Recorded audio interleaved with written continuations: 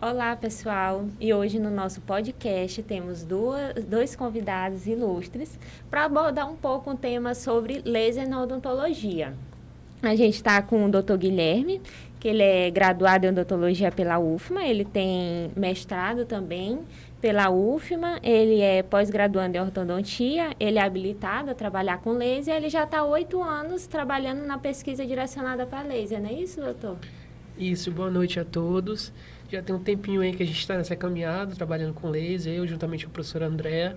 E hoje a gente vai conversar um pouquinho aí do que a gente pode trazer no nosso laser aí no dia a dia, nas pesquisas e no atendimento clínico. Obrigada, doutor, pela presença.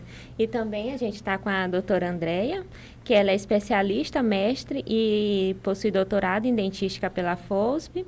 Ela tem habilitação em laser também, é diretora científica da Associação Brasileira de Laser em Odontologia e Saúde.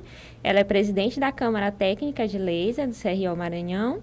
E ela é autora do livro Laser na Odontologia, Conceitos e Aplicações Clínicas. Um currículo bem vasto, que agradecemos a sua presença em falar um pouco de laser para a gente. Imagina, eu que agradeço, boa noite. É um prazer estar aqui conversando sobre laser, falar dessa inovação, falar das possibilidades clínicas, pesquisas, enfim, é muito bom falar de laser, né?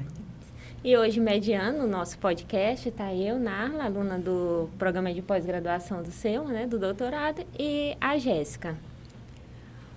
Bom, então, novamente, boa noite a todos. Sejam bem-vindos, doutores.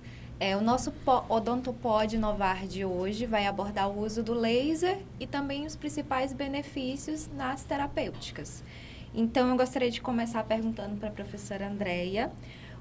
O uso do laser ele tem se mostrado muito promissor em diversas terapêuticas. Então, eu queria começar entendendo a principal diferença entre o laser de alta potência e o de baixa potência. Maravilha.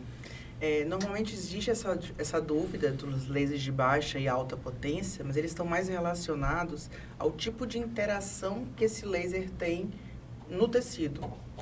Quando há um aumento de temperatura, há uma interação térmica, a gente tem os lasers de alta potência. Então, eu tenho remoção de tecido quando eu estou utilizando eles. Já os lasers de baixa potência, quando eu interajo com o organismo, eu não tenho um aumento de temperatura. Então, o que vai acontecer é uma interação biológica, é uma interação biomoduladora. Ele pode tanto estimular quanto inibir as funções biológicas do organismo. Entendi. A gente, como estudante, a gente geralmente pensa em laser de alta potência direcionado para a cirurgia. Uhum. É nessa linha de raciocínio mesmo? A gente sempre brinca assim, que o laser de alta potência, entre aspas, ele meio que destrói, e o laser de baixa potência, ele constrói.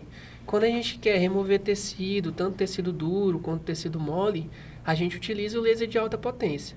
Já quando a gente quer construir, a gente quer uma modulação celular, a gente utiliza o laser de baixa potência. Uma bioestimulação, então, nesse caso. Aí a gente vai usar esse de baixa potência, no caso. Isso. Sendo que pode tanto estimular quanto inibir as funções, né? Então, ele vai biomodular as funções biológicas. Isso é interessante, porque quando a gente pensa em laser, a gente só pensa em bioestimulação. Uhum. A gente não vê essa parte de inibição. Quando que a gente quer inibição? Por exemplo, quando a gente quer analgesia, promover a analgesia no organismo. Então, a gente vai dar uma dose tão elevada que ela vai inibir as funções biológicas, né? Então, é nessa hora que inibe, que a gente vai precisar inibir. Entendi.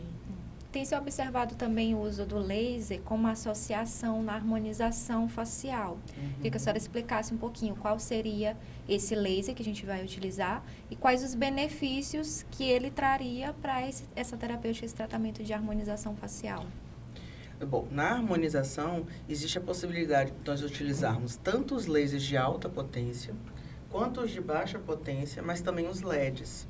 Então, a gente pode utilizar, por exemplo, para estímulo de colágeno. Podemos utilizar um laser de alta potência para hidratação labial. Dá para utilizar o laser, por exemplo, para fazer um peeling, para fazer uma produção, um estímulo de colágeno, né? E também nos pós-cirúrgicos. Então, os pós-cirúrgicos da harmonização, por exemplo, nós utilizamos o laser de baixa potência com o intuito de melhorar, acelerar o reparo tecidual. Eu sou um pouco leiga nessa parte de harmonização, mas geralmente eu vejo dentistas fazendo procedimento, eles colocam, eu creio que seja laser no pulso do paciente.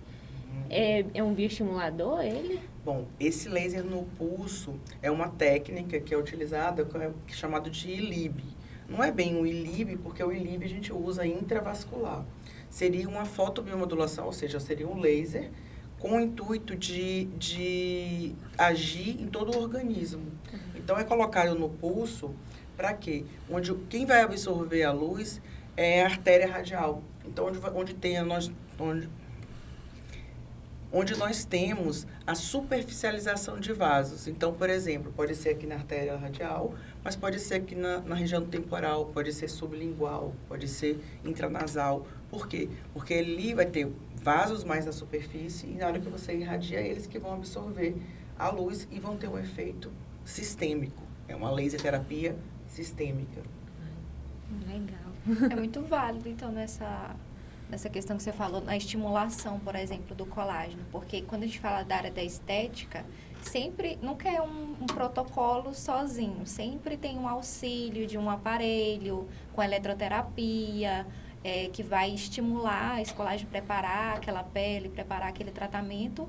Ou também estimular a absorção daquele ativo que está ali sendo colocado. Então, essa associação, né, na harmonização também é muito válida, porque é um aparelho, né, que tem grandes benefícios. Então, nessa situação, já vai trazer um preparo para aquele tratamento, que provavelmente, né, o que se espera é que seja um resultado melhor, né, com essa associação. Dá para você utilizar tanto antes dos procedimentos, quanto durante e pós-procedimentos. Então, o laser dá para a gente incorporar em todas essas fases da harmonização facial. E, assim, hoje as pessoas têm procurado muito mais procedimentos menos invasivos. Sim. Então, quando a gente associa a luz, por exemplo, com dermocosméticos, é muito válido. Então, a procura está sendo grande também para esses tipos de procedimentos menos invasivos. Sim.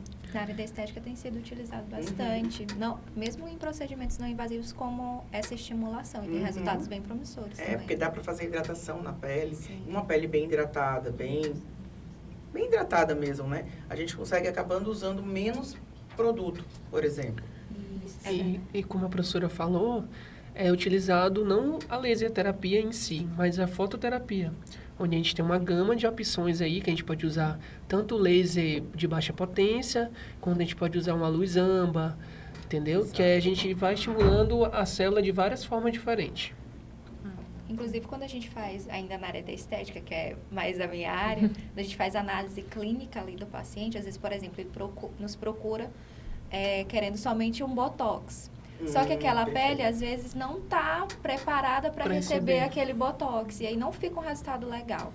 Então, a gente conversa, explica para ele que é legal esses outros recursos, ele fazer primeiramente essa estimulação, essa hidratação daquela pele, para aí ele receber o botox. E o resultado é completamente diferente. É muito melhor, visivelmente, assim. E o cliente, ele já fica até mais feliz, porque ele já olha que a pele dele melhora muito com essa estimulação. Né? Então, ele já fica assim, nossa, eu ainda nem fiz o botox e já está assim, bem melhor. Já tá bem. Né? Não, e foi bom, desculpa, assim, te interromper. Mas, assim, foi bom você ter falado do botox, porque uma outra aplicação do laser que nós podemos utilizar na harmonização é para reverter o efeito do botox. Então, Quando por dá exemplo, errado. quando dá errado. Uma sobrancelha alta tá Nossa, baixa, o laser irradia. ajuda. A gente consegue reverter isso, né? Então, pô, já é uma mão na roda, né? Pra gente, já ajuda muito. Nossa, que legal. Isso é interessante para saber das indicações. Às vezes a pessoa quer fazer o botox e fazer juntamente com o laser. Aí o certo é fazer o laser antes, para depois fazer o botox. Porque às vezes a pessoa faz o botox, aí com 2 meses já saiu todo o botox, aí fica sem entender por que saiu. É porque com o laser a gente consegue remover ali aquele botox. Aí para casos onde ocorrem erros, né, de técnica, isso é interessante. Mas casos que não ocorrem, o melhor é fazer o laser antes para melhorar essa pele e depois fazer o botox. Entendi. Nossa, interessante, né? Sim. Essa interação da harmonização com o laser, né? E doutor Guilherme, na área da endo, como o laser ele tem evoluído? Na área da endo é bem interessante, porque a gente consegue utilizar o laser em várias etapas do tratamento.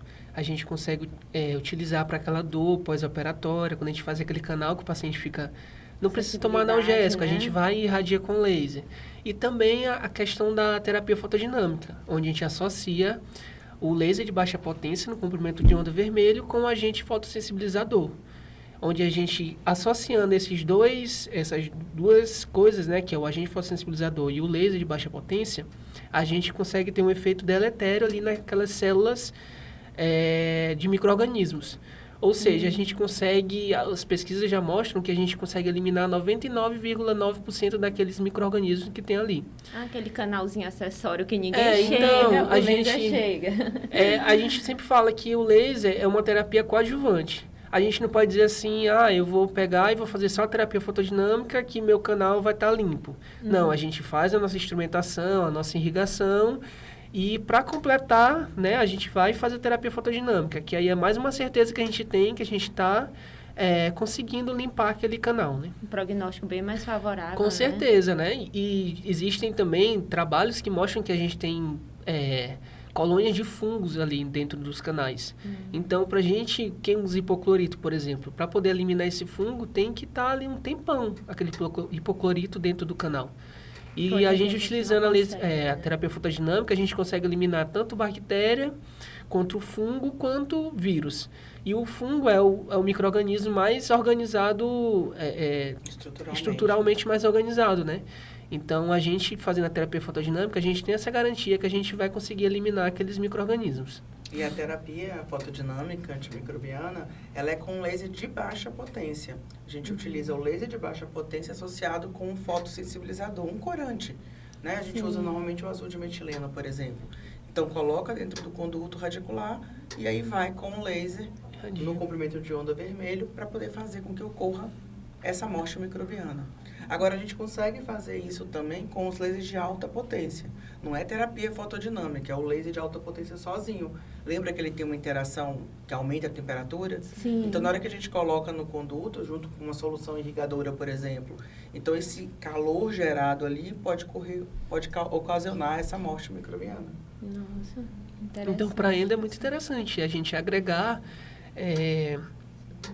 o laser tanto de alta potência quanto de baixa potência. Claro que tem uma diferença aí financeira, falando de custos, do laser de alta potência quanto pro de baixa potência, né? O de alta potência está em torno de 30 mil, mais ou menos. Hoje em dia, com 5 mil a gente consegue comprar um aparelho top do mercado de baixa potência. Então, não tem essa desculpa, o valor é alto, porque a gente, fazendo esse investimento inicial de 5 mil, a gente vai conseguir fazer vários outros procedimentos, além da endodontia, no nosso consultório, no nosso dia a dia clínico. Legal. Porque até um dos maiores fatores de sucesso do canal é a relação disso, né? De ter abscesso novamente, por conta de não ter conseguido limpar o conduto direito, né? E isso é uma garantia que o laser dá, né? Não é nem uma garantia, mas é um a mais, né? É bom a gente pecar para mais, né, do que para menos. Deixar mais tempo, o hipoclorito, fazer a terapia fotodinâmica. Existem outros recursos, como a ativação da solução irrigadora, que a gente vai agregando no nosso atendimento clínico, que dá para a gente, assim, como é que eu posso dizer? Uma tranquilidade que a gente está dando o nosso melhor para o paciente, né? Legal. Nesse caso do canal, ele pode diminuir, por exemplo, a questão do paciente precisar retornar porque não conseguiu ali, porque muitas vezes na primeira sessão não consegue limpar totalmente aquele canal, né? Ele precisa voltar daqui uns dias para poder continuar o tratamento. O laser ele poderia auxiliar nessa questão da diminuição da volta desse... Como eu falei anteriormente, o laser ele vai ser uma terapia coadjuvante.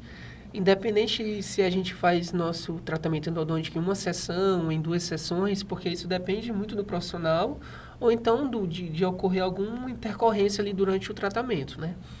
Mas, independente disso, a gente pode fazer em 2 sessões, a gente pode estar fazendo laser em ambas as sessões, tá? Ou então vai fazer em sessão única, que a maioria hoje em dia preconiza isso, fazer em sessão única, a gente vai e faz o laser, certo? A terapia fotodinâmica especificamente. Aí, como eu falei, a gente pode estar usando ele de outra forma, como a terapia de fotobiomodulação, para não ter aquela dor, pós-operatório que geralmente acontece nos pacientes que fazem tratamento de canal, né? Que nem a professora falou no começo, e proporciona analgesia para o paciente. Exatamente. Né? O paciente faz tratamento de canal, geralmente ele fica com aquela dorzinha pós-operatória. A gente sempre indica o paciente tomar ou um anti-inflamatório, um analgésico, e a gente irradiando, fazendo a terapia de fotobiomodulação, a gente consegue ter esse efeito analgésico e também que modular a inflamação, né?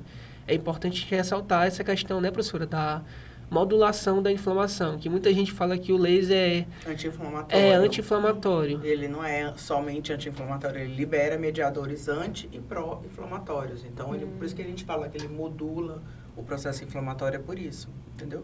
Mas essa questão dos retornos é importante porque um dos grandes problemas na endo é aquelas lesões persistentes. Eu não faço ainda há muito tempo, graças a Deus. Mas, assim, um dos problemas, assim, que eu lembro remotamente é que aquelas lesões persistentes, né, dos canais acessórios, lá no delta apical, que ficava, a gente não conseguia instrumentar tudo. Então, agregando a terapia fotodinâmica antimicrobiana, antes de obturar o canal, por exemplo, independente se é sessão única ou não, a gente tem certeza que está pegando todos os micro-organismos. Porque, como ela é inespecífica, vai pegar vírus, vai pegar bactérias, vai pegar fungo também. E os trabalhos já têm mostrado que uma das contaminações persistentes dessas lesões periapicais tem colônias de fungo. Então, a gente podendo eliminar isso, é mais garantido. A gente não, usando notícia, né? Já tem muito trabalho in vitro mostrando a eficácia da terapia fotodinâmica antimicrobiana, na endodontia especificamente, né? O que a gente tem um gap aí na literatura hoje são os trabalhos clínicos. Eu não estou atualizado em relação a isso, como é que está acontecendo no Brasil, né? Mas é uma linha de pesquisa, assim, bem interessante para se seguir. Legal. Bem interessante mesmo.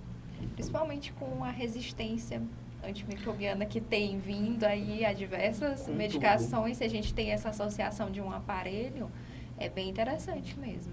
Não, eu brinco com os alunos, na verdade, que assim, a resistência bacteriana a gente já tem.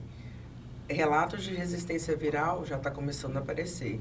Daqui a pouquinho vai começar a aparecer resistência fúngica também, porque remédio antifúngico para tudo a gente está tomando, as pessoas estão tomando, prescrevendo. Então, daqui a pouco vão aparecer os superfungos aí. E o interessante da terapia fotodinâmica é que ela não cria resistência. Então, a gente pode utilizar aí tranquilamente, que não vai criar, assim como os antibióticos, né, que criam resistência, a gente não vai ter essa resistência tanto bacteriana, quanto viral, quanto fúngica, né?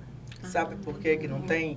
Porque como é uma reação que acontece entre o laser, né, a luz, e o fotossensibilizador, entre eu me distraí, então desculpa. Porque como a reação acontece entre o laser, entre a luz e um fotossensibilizador, é um estresse oxidativo local que acontece. Então, formaram espécies reativas de oxigênio, principalmente o oxigênio singleto, que é tóxico para os micro-organismos. Então, formou ali, eles matam, eles eliminam os micro-organismos dessa forma. Então, não dá tempo dos micro-organismos produzirem uma maneira de causar uma resistência, né? Eles evoluírem. Obrigada. Um outro fato importante também que você falou, a questão dessa modulação na inflamação, né, do processo de inflamação, porque algumas pessoas, inclusive, têm alergias a anti-inflamatórios e às vezes não podem utilizar. Eu, por exemplo, estava fazendo tratamento odontológico, graças a Deus não tenho alergia a todos os anti-inflamatórios, mas descobri durante o tratamento que eu tinha alergia à dexametasona, que era uma alergia tardia, mas fui descobrindo justamente por conta do tratamento que foi prolongado e toda vez que eu tomava, eu sentia. Aí eu associei. E aí eu fiquei pensando, né, nas pessoas que têm alergia, por exemplo, tem gente que é a todo tipo de anti-inflamatório. Então, seria uma associação que já poderia aí auxiliar, ajudar a diminuir tanto a analgesia quanto a questão. Tipo paciente autoimune também, que não pode ficar tomando anti-inflamatório. Então, ajuda. É uma terapia coadjuvante complementar, né? Então, assim, hoje as pessoas têm buscado, não assim como o laser, mas a gente tem também terapias florais, acupuntura, hipnose, tem várias terapias aí, ozonioterapia, que são terapias complementares que são regulamentadas pelo Conselho Federal de Odontologia. E voltando ainda, a senhora falando dessa questão de contaminação, a gente lembra logo também da parte da odontologia hospitalar, né? Que o laser ele tem ajudado muito dentro do ambiente hospitalar, né, professora? Muito. O laser, assim, a gente fala que quem trabalha muito com a parte de odontologia hospitalar, não tem como não pensar em ter o laser, pensar em não usar o laser, porque, assim, ele vai te ajudar. Bom, a minha experiência em ambiente hospitalar, eu falo que, assim, eu não sou resistente, eu não sou forte o suficiente para poder atender os pacientes em ambiente hospitalar. Eu me apego, né? Então, assim, mas, assim, o pouco que eu trabalho com esse tipo de pacientes oncológicos, é mais o quê? Mucosite, pacientes que conseguem se locomover e vão lá para o projeto de extensão lá na UFMA e a gente consegue atender. Então, hoje, a parte oncológica, a parte da oncologia dentro do ambiente da odontologia hospitalar, que é uma parte disso, o laser está super fortalecido. Então, já é aceito pelo SUS, já é aceito em convênios, né? E alguns convênios já aceitam essa prática, porque você pode intervir na mucosite, por exemplo, que é um efeito colateral pacientes submetidos a alguns quimioterápicos. Então, você consegue agir preventivamente e depois que a mucosite se instalou. Fora que tem outras, né? Tem herpes que aparece também, pacientes entubados, pacientes acamados, aí entra na outra parte sem ser da odontologia, né? As lesões de decúbito, né? Que os pacientes formam. Então, assim, o laser, em odontologia hospitalar, não tem como a gente não pensar em laser. Ele é mais um bioestimulador, né? Então? Ele vai ajudar no reparo, ele vai ajudar na analgesia, ele vai ajudar na inflamação, ele vai ajudar nesse processo todo. Porque o laser de baixa potência, por exemplo, que a gente está falando agora, que é mais utilizado em ambiente hospitalar, ele é portátil, então a gente consegue levar ele para todos os lugares. Então, isso é um grande ganho para a odontologia. Principalmente a odontologia facilita muito. E ele tem 3 macroefeitos que podem ser utilizados, que é o quê? Analgesia. Então, tudo que envolver alívio de dor, a gente vai usar o laser de baixa potência. Mas também na modulação do processo inflamatório, que vai culminar, que vai resultar em quê? Na aceleração do reparo tecidual. Então, a gente tem um reparo tecidual mais rápido. Porque já é um paciente que está ali debilitado. Exatamente. Aí ele já não vai conseguir se alimentar direito, isso vai piorar o quadro dele. Exatamente. O laser vem ali, acelera esse processo, dá uma melhora grande para esse paciente, né? Você consegue cicatrizar, dá para ele poder comer, né? Porque muitas vezes tem uns que estão fazendo alimentação via parenteral. Né? Então, aí é importante principalmente isso. os pacientes em UTI, a gente tem muito esse agravante da questão Demais. do decúbito e que agrava mais ainda o quadro clínico do paciente. Muito. Tem trabalhos mostrando, inclusive, assim, tudo bem que não é da odontologia, mas só para ver a evolução que está o laser, de pacientes que conseguem, estão indicados para fazerem... Amputações, obrigada. Estão indicados para fazer amputações e a gente consegue ser revertido isso só... Claro, que com as partes de curativos e tudo mais, associando com o laser. Você consegue reverter esses quadros. Sim. Então, para o hospital é bom, que você, financeiramente eles ganham menos. A consulta fica mais barata, vamos dizer. O gasto no hospitalar é menor. Né? Então, para a gestão... É bem aceito. É bem aceita. Em paciente oncológico é interessante porque o resultado que a gente tem é imediato. Minha experiência que eu tenho com o paciente, eu geralmente faço home care nesses pacientes, né? Sim. Estão acamados lá, geralmente me chama quando não está conseguindo comer. E aí um paciente desse já está debilitado, sem conseguir comer, com a autoestima lá embaixo. A gente devolver essa possibilidade dele se alimentar sem sentir dor, isso para eles é extremamente gratificante, né? Para eles é muito bom, porque a pessoa, só dela estar conseguindo se alimentar... Imaginem vocês, uma afta que a gente tem dó, imagine a boca toda da gente. Sim. Aí a gente vai, faz a irradiação com laser, imediatamente o paciente já consegue se alimentar, já melhora, né? Melhora a autoestima, melhora tudo do paciente. E a relação do profissional com o paciente é muito íntima mesmo. Ele está falando do home care, mas esses pacientes eles ficam tão gratos, porque o benefício é tão bom, né?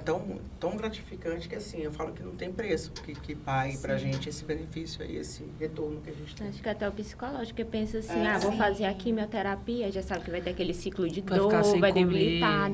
Aí vocês chegam com o laser, que é só uma aplicação, Parece ser tão simples, né? Só uma aplicação de luz, mas um resultado e sem ter efeito colateral, né? Porque laser não Sim. apresenta.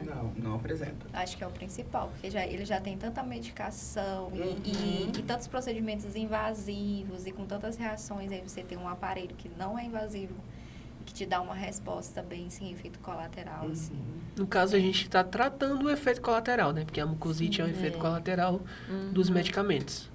Até paciente também Quimioterápicos. saindo do oncológico que usa a prótese total, às vezes aparece bastante lesão, né? Por falta de higienização correta da prótese. O laser está ajudando. Lesão né? fúngica, aí nesse caso lesão fúngica, a gente já volta lá para a terapia fotodinâmica. A gente faz a terapia fotodinâmica nesses pacientes. Legal. Voltando agora para a parte da ortodontia, no caso, né? A questão do clareamento dental.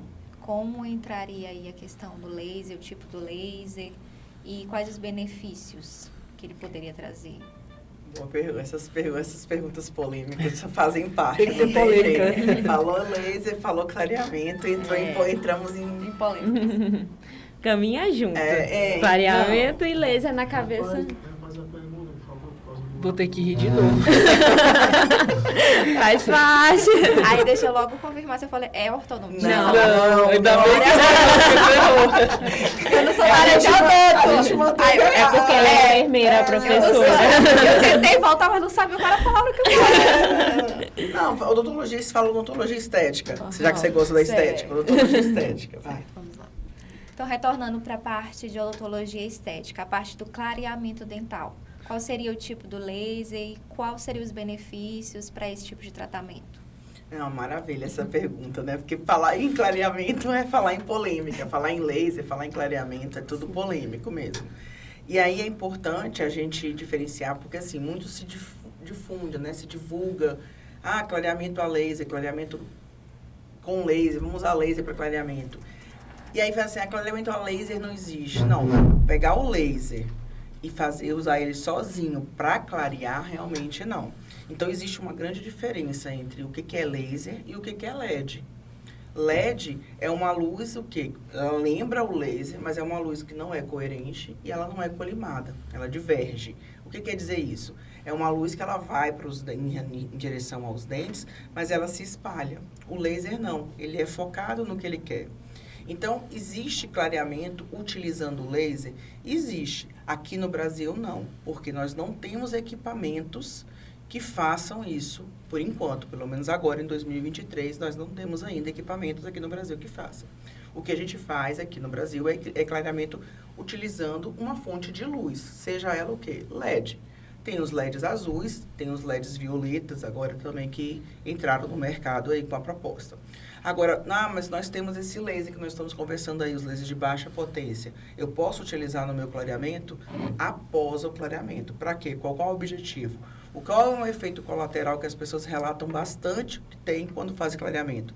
Sensibilidade. Sim. Né? É o principal. Todo mundo reclama. Ai, tá doendo meu dente. É o calcanhar Tem de gente que às Aquiles, vezes desiste de clareamento. fazer. Então, aí entra esse laser de baixa potência com o intuito de quê?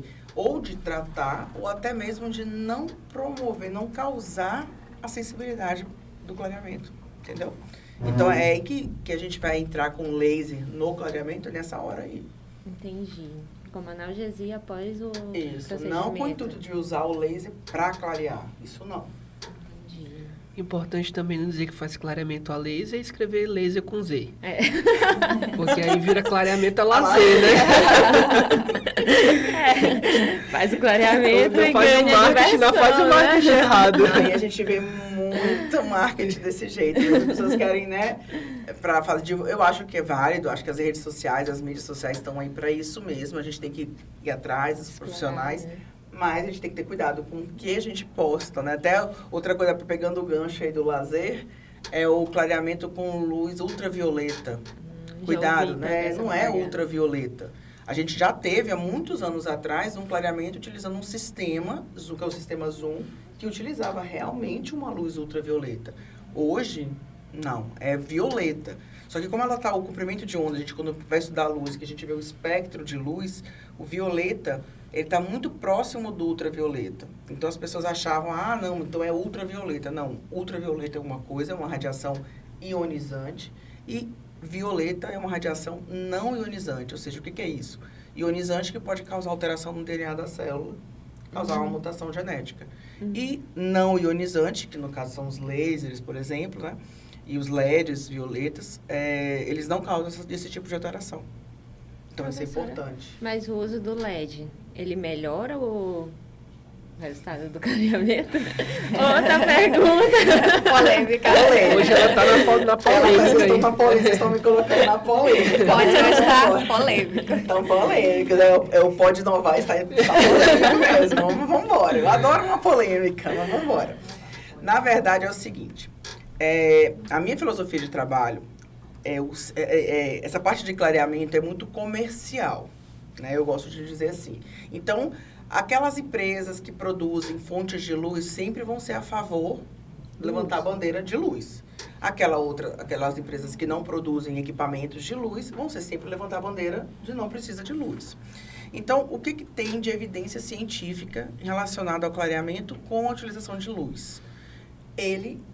Isso aí já está mais do que certo, consagrado. Ele acelera a degradação dos peróxidos de hidrogênio.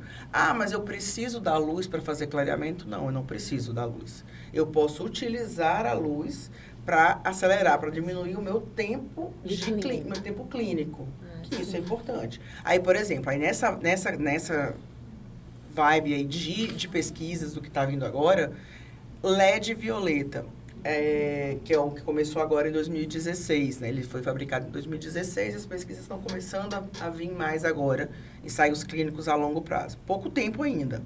Mas, por exemplo, já tem mostrado que associando o LED violeta com o agente clareador, a gente consegue sessões, por exemplo, de 15 minutos ao todo, entendeu? Uma sessão que a gente... Com licença. Não, sem uma problemas. sessão de, tipo, 50 minutos que a gente passaria, a gente consegue em 15 minutos o mesmo resultado. Em alguns casos, sim, 15. Nossa. A gente consegue reduzir, assim, isso é uma das minhas linhas de pesquisa lá na faculdade, e a gente acabou um ensaio clínico agora, e vamos começar um outro, mas a gente acabou um agora, onde a gente fez tratamentos, né, sessões de 20 minutos.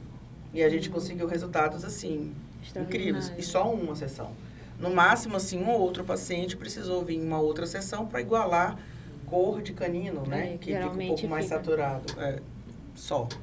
E o interessante é que a gente expõe menos os dentes ao gel, né?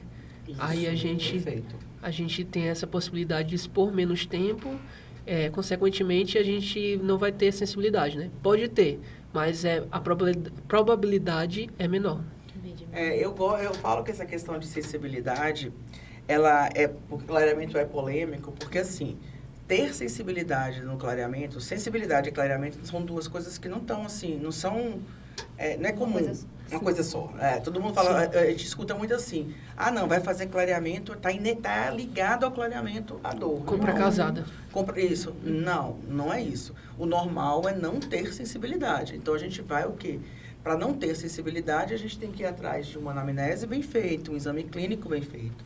Então, fala assim, mas é só um clareamento. Não é só um clareamento. Você está atendendo um paciente, você está fazendo um tratamento, pode ser o início de alguma coisa, ou o paciente pode estar aí lá no consultório só para isso, né? Sim. Então, a gente precisa avaliar todos os prós e contras e escolher a melhor técnica para aquele paciente. Então, não dá para ficar assim, eu gosto somente de usar um determinado produto X. Então, para todos os meus pacientes, eu vou usar aquele produto X? Não. Pode ser que dê certo para você, mas pode ser que para ele não dê certo. Então, não é? Então, assim, o importante é a gente pensar assim, eu gosto muito de fazer essa analogia, de pensar, as pessoas são diferentes. Outra coisa, onde os dentes, a gente vai colocar o produto em vários dentes diferentes. Então, é como se a gente tivesse, por exemplo, 20 indivíduos em um único indivíduo. Camada de esmalte. Então, já pensou, não dá para ser igual. E aí, quando a gente vê na clínica o que acontece, a gente vê muito assim, né? Pegando o gancho do lazer, que agora eu fiquei com esse lazer na cabeça.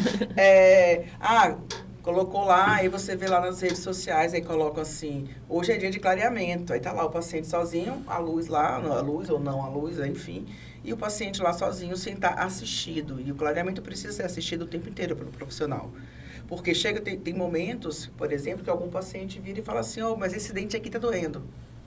Né? Dá um choque, aí a gente tem que parar. Mas e aí, tira tudo? Não, aquele indivíduo específico não aceitou o tempo que ficou, porque a literatura, como o Guilherme falou, mostra isso mesmo. O que dá a sensibilidade? É a concentração alta do gel, é o índice mais alto, mas é o tempo de permanência do gel no contato com os dentes. Então, quanto a gente conseguir reduzir isso, a gente minimiza bastante o risco de desenvolver sensibilidade. E clareamento é um dos procedimentos mais negligenciados na odontologia. Todo mundo sai da faculdade, acha que nunca fez um clareamento na faculdade, sai, já é especialista em clareamento, já sabe fazer. Sim. Mas o que a gente vê de erro de técnica, que consequentemente vai ter a sensibilidade, né, que é o sintoma mais comum que aparece nesses pacientes, nossa, assim, absurdo. E muita, assim, detalhe que a gente, quando vai estudar mais a fundo, como, por exemplo, não deixar o dente secar, né, que algumas pessoas indicam, seca o dente para poder botar o gel. Isso é extremamente prejudicial para aquele dente, né, para aquela polpa daquele dente. Então, assim, a gente tenta se aprofundar nesses temas assim, que o pessoal acha que é fácil, que todo mundo faz, mas quando a gente vai trabalhar no dia a dia, vai fazer pesquisa, a gente vê que não é tão fácil assim, né? Uhum. Como as pessoas pensam. Acho que o laser também entra em outro fator importante do clareamento. Às vezes, querendo ou não, cai um gelzinho fora da barreira gengival e acaba queimando a gengiva. Fica aquela lesão branca. Uhum. O paciente reclama. Eu acho que se estivesse aplicando um laser ali, o paciente já sairia melhor. Ele pode ajudar. Não, ele ajuda porque ele vai aumentar a microcirculação, mas a gente precisa neutralizar a ação do peróxido ali quando ele cai na gengiva, né? Então, por exemplo, caiu na gengiva, o peróxido está agindo. O que neutralizaria o peróxido? Por exemplo, o bicarbonato. Então, tem alguns produtos que já vem um produto dentro, à base de bicarbonato de sódio. A gente coloca lá na gengiva, melhora. Aliar isso ao laser ajuda bastante, porque a gente aumenta a microcirculação e a gente alivia a dor do paciente. Mas a gente precisa neutralizar a ação do peróxido, é a primeira coisa que a gente precisa fazer. Fazer uma barreira bem feita também.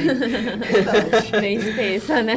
Fazer uma barreira bem feita, ver todos os detalhes. Isso tudo a gente vê no nosso dia a dia, vai estar ali, tá orientando os alunos, a graduação, aí vê aqui, olha aqui, esse detalhezinho aqui, olha ali. Aí a pessoa já fica ligada como é para fazer a técnica direitinho, né? Ainda, voltando um pouco para a dentística, a gente vê laser na remoção de cárie também. Sim. Porque o terror dos pacientes, que ele diz, doutor, eu tenho medo da zoada do motorzinho. E você fazer um procedimento sem estar aquela zoadinha da caneta, acho que dá um conforto pro paciente, né? Tá, assim, aí no caso, o laser que é utilizado para esse procedimento é um laser de alta potência. Então, envolve remoção de tecido, a gente pensa logo o quê? No laser de alta potência. E aí, por exemplo, vou pegar o exemplo do laser de Erbil. É um dos lasers que a gente utiliza para preparo cavitário, para remoção de tecido cariado. E a grande vantagem dele, a gente não precisa nem usar anestesia. Em alguns casos, a gente não precisa anestesiar. Ele remove o tecido cariado porque ele tem atração por água e por hidroxapatita. Então, onde tiver muita água, onde tiver tecido cariado, tem muita água, né? Uhum. Então, ele remove bastante aquilo ali. Nossa, interessante. Porque... E a questão, assim, ele não esquenta e dá para dar sensibilidade? Como ele tem o laser de alta potência, a interação é térmica, então tem aumento de temperatura. Só que ele sai igual a nossa caneta de alta rotação, sai água, né, para refrigerar. O laser também sai água. Então, a água é direcionada para o feixe. Entendi. Então, ao mesmo tempo que está lá aquecendo, está removendo o tecido, está saindo água ali e está refrigerando. Interessante. Então, já pegando um gancho para a gente finalizar, o professor até comentou sobre os testes que estão em andamentos, né, da pesquisa, na questão da diminuição do tempo. Queria perguntar tanto para o professor Guilherme quanto para a professora Andreia, para a gente finalizar, quais abordagens terapêuticas que vocês percebem que o laser ele pode vir a ser promissor, que ainda não tem nenhum estudo ou que tem poucos estudos ainda para alguma abordagem terapêutica ou para questão de tempo, ou que vocês acham que ele possa trabalhar nessa parte de auxílio. A gente falou de diversas abordagens aqui, inclusive das que a gente falou, se vocês percebem que tem assim poucos estudos relacionados ou outras situações em que ele poderia ter um resultado mais promissor, um resultado melhor. Assim, o que a gente vê na literatura É que já existem vários trabalhos utilizando tanto laser de alta potência quanto de baixa potência. E isso tanto aqui no Brasil quanto fora.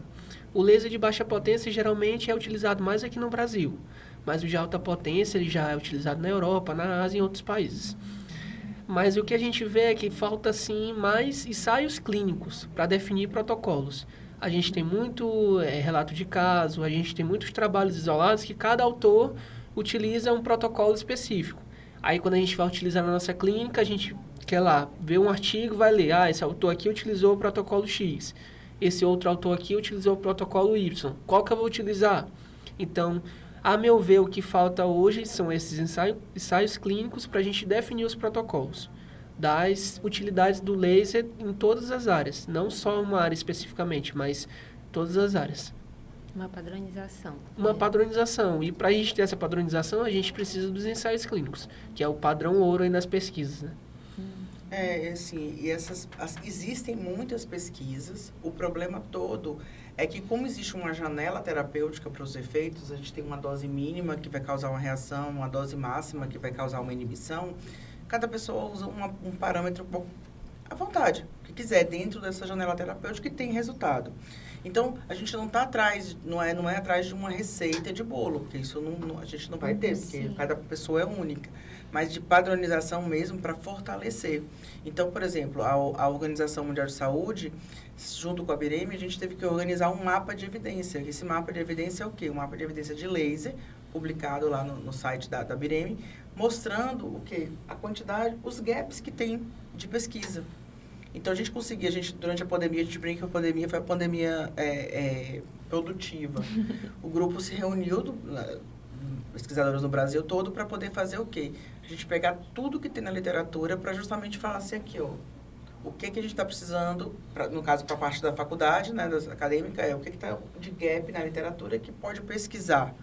Vamos para os ensaios clínicos. O que está faltando ainda? Cicatrização, determinado comprimento de onda. Analgesia, determinado comprimento de onda. DTM, parestesia. Então, vamos ver onde é que está esse gap. E nesse mapa dá para a gente ter uma noção, assim, exatamente onde que estão esses gaps. E para gestores, é importante ver as diversas aplicações que tem para poder justificar por que não comprar o laser, por que não investir no equipamento para mais pessoas terem acesso.